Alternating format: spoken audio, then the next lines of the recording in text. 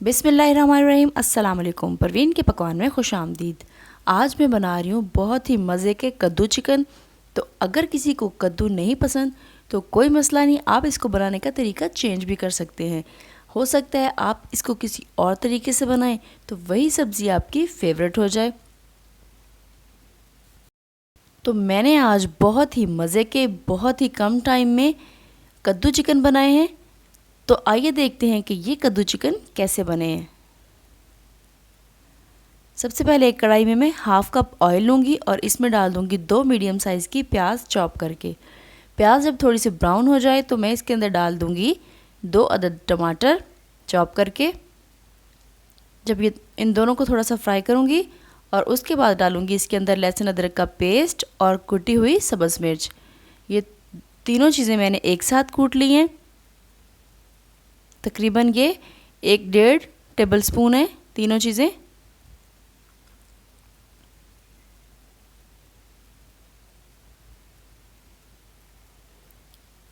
जब ये थोड़ा सा फ्राई हो जाए तो मैं इनको ब्लेंडर में ब्लेंड कर लूँगी। आप चाहें तो इसको वैसे भी रख सकते हैं, मतलब इसी तरह से भून के इसका मसाला बना सकते हैं, लेकिन अगर आपके पास टाइम कम है तो आप इसको इस तरह से ब्लेंड करके इस तरह से ग्रेवी भी बना सकते हैं, इसकी जल्दी हो जाएगा काम।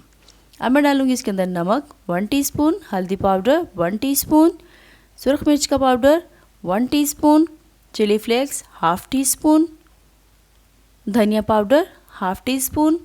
और अब पानी का छींटा लगा के मैं इनको अच्छी तरह से भून लूँगी। थोड़ा सा मसालों को भूनूंगी ताकि इनका कच्चापन दूर हो जाए। और इसके बाद मैं डालूँगी इसके अंदर चिकन को मैंने पहले से अच्छी तरह से साफ़ करके रख लिया था धो के। ये चिकन तकरीबन 800 ग्राम है।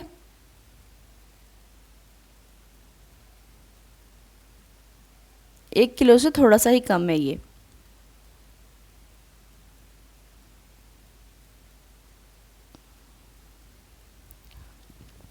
अब चिकन को तकरीबन 2-3 मिनट के लिए इस तरह से भूनूंगी और फिर इसके अंदर थोड़ा सा पानी ऐड करके मैं इसको ढक्कन लगा दूंगी ताकि ये थोड़ा सा स्टीम के अंदर गल जाए।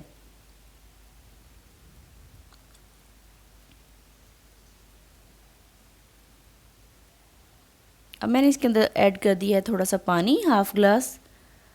और अब मैं इसके ऊपर ढक्कन दे दूंगी 2-3 मिनट के लिए ताकि स्टीम के अंदर ये गोश्त गल जाए।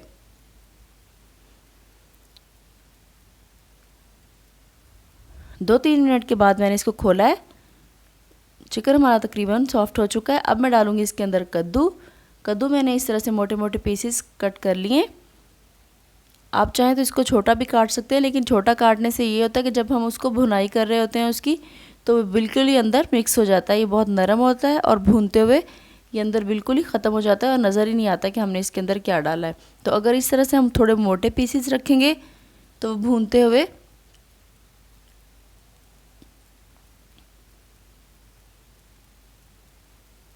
देखें इसने ऑयल छोड़ दिया है।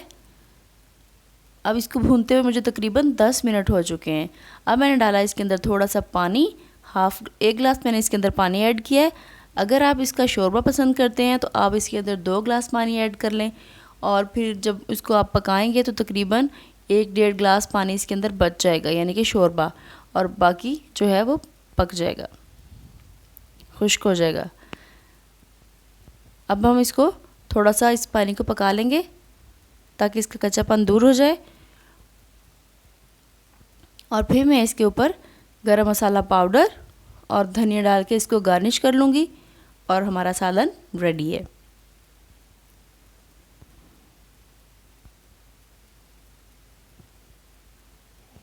सालन हमारा बिल्कुल रेडी है। अब मैं इस पे गरम मसाला पाउडर डाल दूँगी और अब कर लेती हूँ मैं इसको डिश आउट करने के बाद मैं थोड़ा सा सब्ज़ धनिया इसके ऊपर डाल दूँगी। मैंने पहले भी डाल दिया लेकिन थोड़ा सा और इस पर डाल दूँगी ताकि इसकी अच्छी सी लुक आ जाए। देखिए माशाल्लाह से हमारा कितना ज़बरदस्त सालन रेडी हो गया है। आप भी इस रेसिपी को फॉलो करते हुए इतना ही मज़े का सालन बना सकते हैं। रेसिपी को ट्राई कीजिएगा और अपना फीडबैक मुझे ज़रूर दीजिएगा कि आपका सालन कैसा बना। वीडियो पसंद आई हो तो लाइक कर दें, चैनल पर रहें तो सब्सक्राइब कर लें और बेल आइकन को प्रेस कर लें ताकि मेरी आने वाली तमाम वीडियोस आप तक पहुंचती रहें। इसी के साथ परवीन के पकवान को दीजिए इजाज़त। अल्लाह हाफिज़।